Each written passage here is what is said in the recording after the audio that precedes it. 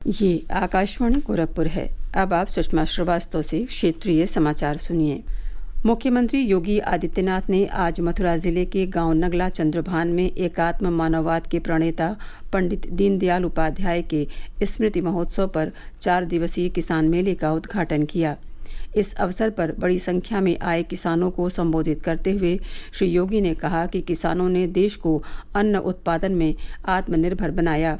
उन्होंने पंडित दीनदयाल उपाध्याय के नारे हर हाथ को काम, हर खेत को पानी का जिक्र करते हुए कहा कि भाजपा की डबल इंजन सरकार भी इसी ध्येय के साथ कार्य कर रही है।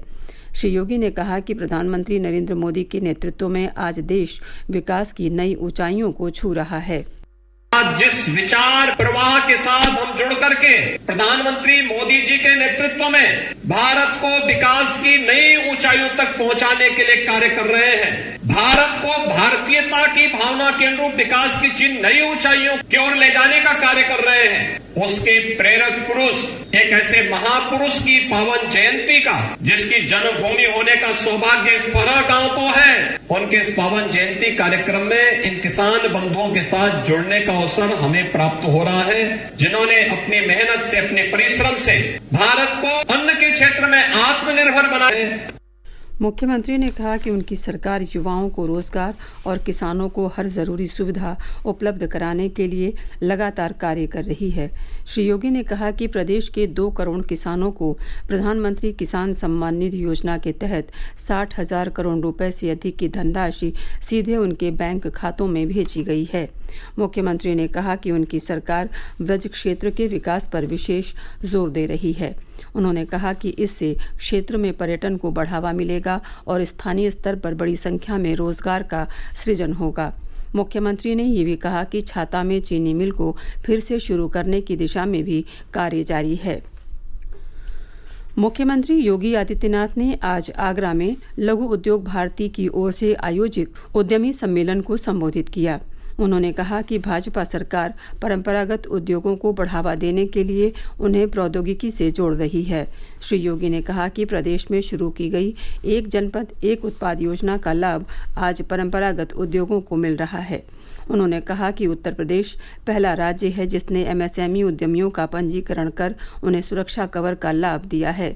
श्री योगी ने कहा कि उनकी सरकार कारोबार शुरू करने की प्रक्रिया को लगातार सरल बना रही है।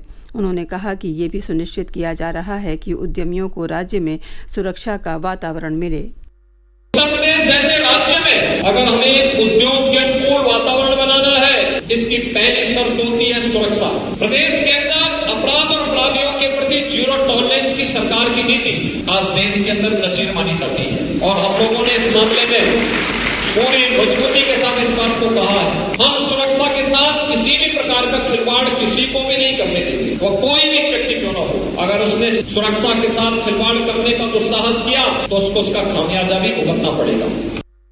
मुख्यमंत्री योगी आदित्यनाथ की अध्यक्षता में लखनऊ में हुई मंत्रिपरिषद की बैठक में कई महत्वपूर्ण प्रस्तावों को मंजूरी दी गई। मंत्रिपरिषद ने गोरखपुर लिंक एक्सप्रेसवे के पैकेज 1 और 2 के निर्माणकर्ताओं को भुगतान की शर्त में राहत प्रदान की है। मंत्रिपरिषद ने एक्सप्रेसवे की निर्माण एजेंसी के साथ हुए अनुबंध में इस वर्ष 31 मार्च तक दी गई भुगतान की राहत को अगले वर्ष 31 मार्च तक के लिए बढ़ा दिया है। यह निर्णय कोविड महामारी के कारण अनुबंधकर्ताओं के समक्ष कैश फ्लो की समस्या को देखते हुए उनके अनुरोध पर किया गया। भारत रत्न लोकनायक जयप्रकाश नारायण की आज जयंती है। उनका जन्म 11 अक्टूबर 1902 को बलिया जिले के सिताब दियारा में हुआ था। जयप्रकाश नारायण महान स्वतंत्रता सेनानी होने के साथ साथ अहिंसा के पक्षधर थे। 1970 के दशक में उन्होंने तत्कालीन प्रधानमंत्री इंदिरा गांधी के विरुद्ध संपूर्ण क्रांति का नारा दिया था। मुख्यमंत्री योगी आदित्यनाथ ने जयप्रकाश नारायण को उनकी जयंती पर श्रद्धांजलि अर्पित की है। सोशल मीडिया पर अपने संदेश में श्री योगी ने कहा कि जेपी अहिंसा और क्रांति के सच्चे पर्याय थे। मुख्यमंत्री ने कहा कि लोकतंत्र की रक्षा के लिए उन्होंने संपूर्ण क्रांति का जो बिगुल बजाया वो सदियों तक गुंजायमान रहेगा। आईसीसी क्रिकेट विश्व कप में नई दिल्ली के अरुण जेटली स्टेडियम में भारत के साथ खेलते हुए अफगानिस्तान ने 48 ओवर में 7 विकेट खोकर 261 रन बना लिए हैं। अफगानिस्तान ने टॉस जीतकर पहले बल्लेबाजी का फैसला किया। इसके साथ ही क्षेत्रीय समाचारों का ये बुलेटिन समाप्त हुआ। नमस्कार।